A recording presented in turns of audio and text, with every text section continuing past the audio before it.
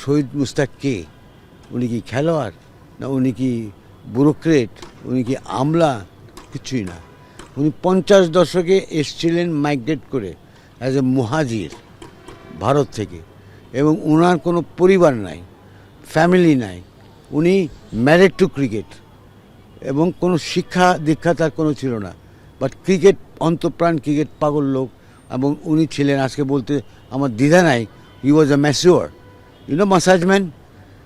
তখন মাদানী সাহেব আসে এখানে চিফ সেক্রেটারি হয়ে, ডিআইটি যেটা আজকে রাজুক, ওটা চেয়ারম্যান, তখন তার কাছ থেকে সে তার পা টিপতো, গা টিপতো। কারণ তখন তো আর পার্লার ছিল না, তখন জিম ছিল না। তখন মাদানী সাহেব বললো যে ভাই আমার জন্য একটা গায়ে ব্যথা হয়, বিরাট আমলা।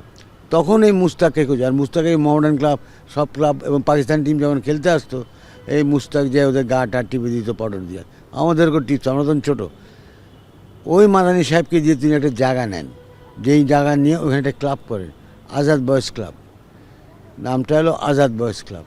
ওই আজাদ বয়েজ ক্লাব থেকেই কিন্তু সারি সারি ক্রিকেটার আসছে, অল আর স্টুডেন্টস। আমরা সবাই স্টুডেন্ট ছিলাম, এবং প্রত্যেকে ভালো স্টুডেন্টও ছিল, স্কুলে, কলেজে, ইভেন ইউনিভার্সিটিতে। তখন তো আর এত প্রফেশনালিজম ছিল না। Cricket everybody we played for the love of the game and for a pride, একটা সম্মানের জন্য, ভালোবাসার থেকেও। তো সেই সময় এই মুস্তাক প্লেয়ার খুঁজে খুঁজে খুঁজে আনতো। তো হি ওয়াজ এ গ্রেট সংগঠক। দুঃখজনক হলো সত্য, ওকে যখন বাংলাদেশ সরকার জাতীয় পুরস্কারে ভূষিত করে, যখন শুনলো যে এরকম একটা লোক ছিল, আমরা বহু চেষ্টা করলাম তার কে আছে উত্তরসূরি, বা কোনো আত্মীয় আছে কিনা বাংলাদেশে, সেটা রংপুর হোক, দিনাজপুরে হোক, বা সেই পাহাড়ি এলাকায় হোক, কোথাও খুঁজে পাওয়া গেল না যে তার কোনো আত্মীয় স্বজন কেউ আছে। তো কিছু করা গেল না, তাকে ওইভাবে আর দেওয়া গেল না। But he is one man, যার লাশটা আমি দাফন করেছিলাম যখন তাকে গুলি করে মেরে ফেলে এই স্টেডিয়ামে, আউটার স্টেডিয়ামের ওইখানে। আর্মিরা 26 তারিখে তাকে মেরে ফেলে, 25-এ ক্র্যাকডাউন, 26-এ মেরে ফেলছে। তো সেই মুস্তাক আমি বলি আমার গডফাদার ক্রিকেটের, আর জুয়েলকে বলি এলো আমার পার্টনার। পূর্ব পাকিস্তান থেকে বাংলাদেশ, ওই সময়ের যে প্লেয়ারগুলি ছিল, জুয়েল, আমরা, everybody was A quality player ওই সময়। তো তখন ওই সময়টা জুয়েল মুক্তিযুদ্ধে গেল, আমি মুক্তিযুদ্ধে গেলাম, যার যার মতো। তখন তো সবচেয়ে বড় এজেন্ডাই ছিল আমাদের ওইটা, দেশ কী হবে, কবে স্বাধীন হবো কী। তো জুয়েল তো ক্র্যাক প্যাটার্নও ছিল, তাকে তো আমি খুব কাছ থেকে দেখেছি।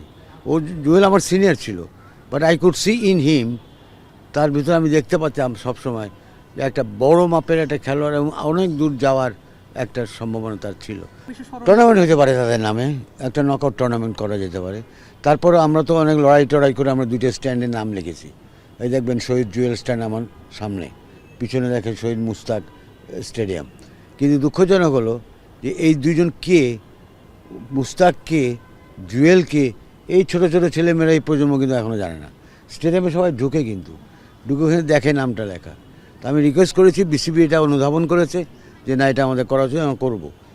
একটা টেক্সট, একটা তাদের সম্বন্ধে একটা লেখা, যে গেট দিয়ে ঢুকে 2 নম্বর গেট দিয়ে ওইদিকে যখন উঠবে, ওইখানে লেখাগুলো থাকবে, হু ওয়াজ জুয়েল, আর এদিকে লেখা থাকবে যে মুস্তাকটা কে ছিল। অন্তত ওইটা করতে হবে।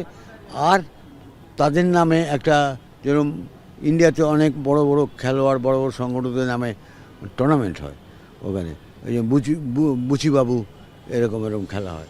বাট আমাদের অত মাঠ নাই, বা তারপরেও আমি মনে করি দুজনের নামে একটা টুর্নামেন্ট 10 দিনের, একটা স্কুল ক্রিকেট লেভেলে